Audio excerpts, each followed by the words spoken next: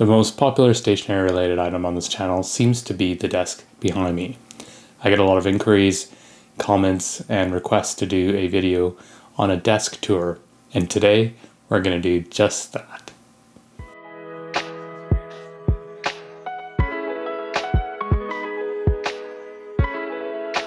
Now right off the bat, this desk isn't just mine.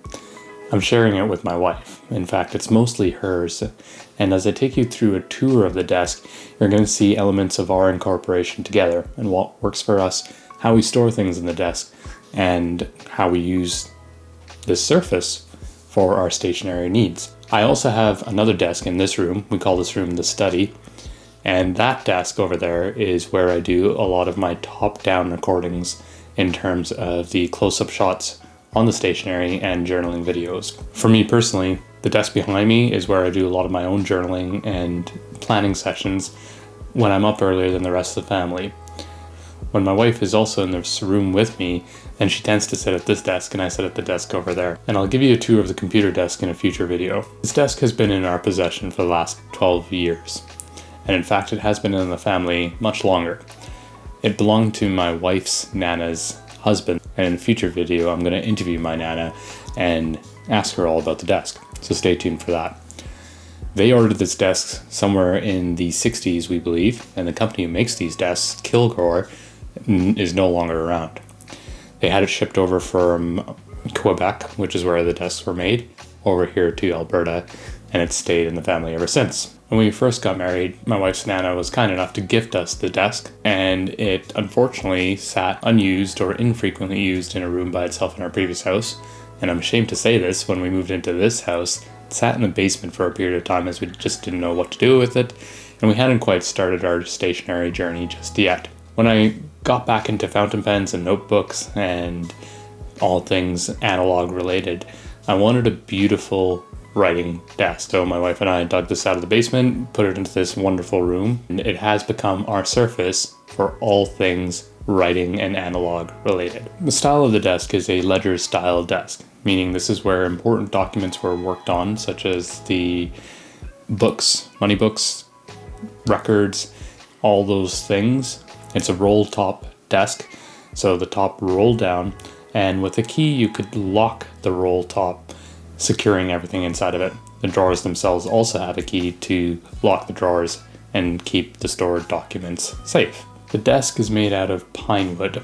It's solid, it's heavy, and it's stained a beautiful dark brown. It's a fairly large desk. Its dimensions are 57 inches long by 42 inches high by 27 inches deep. And the actual writing surface itself is 16 inches deep by 54 inches long. The writing surface is stained a different color to distinguish the writing area and to separate it from where the roll top would actually lock into the desk. As you can see here, the frequent use and weathered use over the decades here doesn't affect the writing experience. It's just really nice to lay your hands on. There's lots of storage options in this desk. Cupboards, drawers, shelves. In terms of storage, this is how my wife and I store things and use this desk. On the left hand side here in these cupboards, this is where we store our coloring pencils and our felt pens.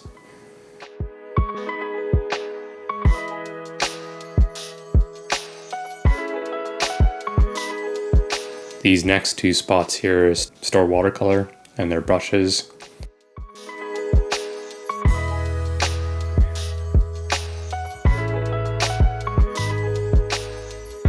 As well as this beautiful box here was gifted to me by my mother-in-law, and it stores our waxes and our seals.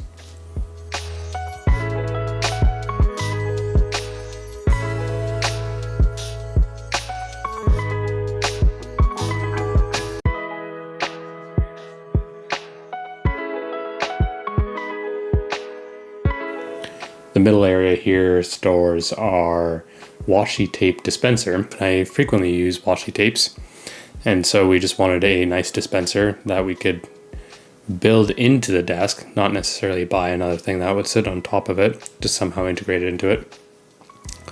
But we wanted something that would integrate into the desk. So we just took a dowel, cut it to length, and all we've done here is taken a couple of pieces of wood, cut notches into it, and used some adhesive to back it up against on either side of the shelf. This dowel stores all these washi tapes, and when we need to switch it out on a seasonal basis, we can just pop the dowel out, swap the washi tapes, and put it back in.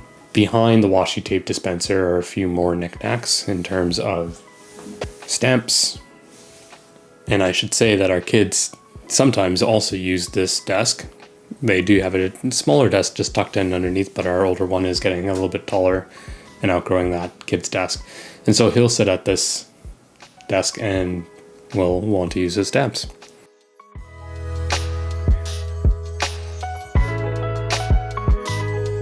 The top shelf here stores our journals.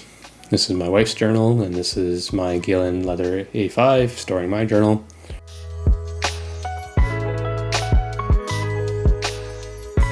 And moving over to the right side, in these two spots, this is my wife's pen pouch from Superior Labor.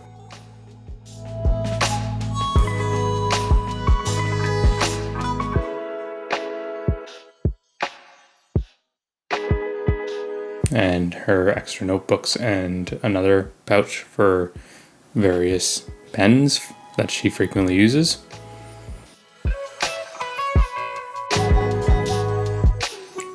And in the right hand cupboard here, this is where we keep our extra notebooks so that they're ready and accessible to use when we run out of notebook, as well as these two boxes which store fountain pen bits and bobs with respect to extra nibs or ink syringes and ink cartridges.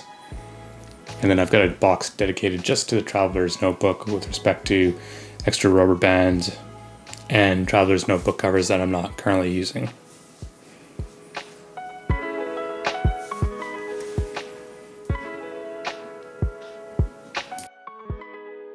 Within the drawers, the left-hand drawer here stores the larger notepads that we have. Dot grid, sketchbook, a calligraphy notepad for practice. The middle desk is my wife's drawer. This is where she keeps her frequently used paper items. And the right-hand drawer here stores scissors, glue sticks, and other knickknacks that are analog related.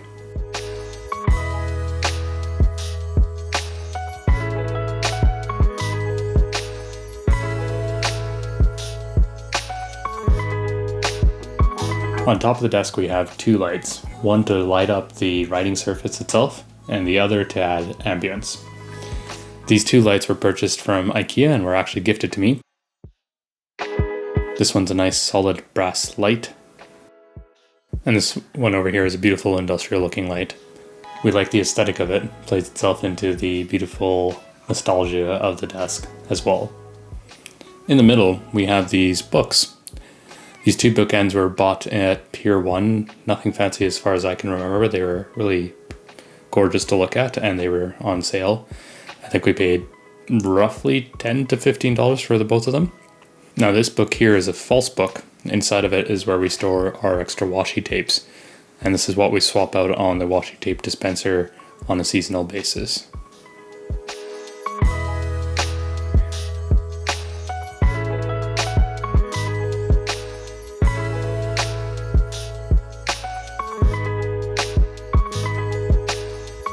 While the chair looks like it belongs with the desk, when we were gifted the desk it did not come with the chair. It didn't seem right to put a modern chair with this desk, so we ended up using this chair, which is from our dining set. Solid piece of wood, matches that dark brown stained look of the desk, and it also makes you feel like you're solidly anchored to the floor while you're writing away at the desk and feeling like you're connecting with your analog tools. That's just the subjective feel of it, but thought I'd relate that nonetheless. The desk comes apart in a few different pieces. Now I'm not going to do that on this video because it is kind of a pain, but it's also really neat and I wanted to talk about it. They definitely don't build desks like this anymore, and it's ingenious. The writing area and the top come apart in a separate piece away from the legs over here, and the legs are tied together by this solid plank of wood with these wedges that you hammer in to bind the entirety of the desk together. The writing surface is shallow and doesn't lend itself to having a computer in front of you or beside you in terms of a laptop. you'd be placing the laptop up high or to the side while you're writing down, and it just doesn't feel ergonomically right. Our kids sometimes put the laptop right in front of them. I hope that answered all your questions about the desk. If not, feel free to leave a comment and ask for more details, and I'd be happy to share. I'm of the opinion that ultimately analog tools are tools, and the desk is a desk in terms of providing a writing surface area. Don't get me wrong, this desk, when I sit down at it, getting ready for a journaling session or a writing session, just allows me to sink into it. And any desk will work. I think it's just the nature and the act of sitting down at a writing surface and putting things into paper. No matter what pen you have, no matter what writing instrument you have, and no matter what kind of paper you have, just the act of actually sitting down and writing, I think, is so wonderful. Now that I've taken you on a tour of the desk, the other question I want to answer is where you can get one of these for yourselves.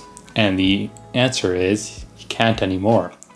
You'd have to go looking at antique shops and see if you can find a desk that is similar to this. I'm going to do a follow-up video and talk about the history of perhaps this company a little bit, because it's fascinating. The sticker in this drawer clued us into doing a little bit of research on this company. And in this town, there's an entire history dedicated to this furniture company that actually employed quite a number of people. Also, in terms of the history of this desk, I mentioned at the start of this video that I'm going to be sitting down with my Nana in the next video and asking her some questions with respect to how she and her husband used this desk and why it was so central and important in their household.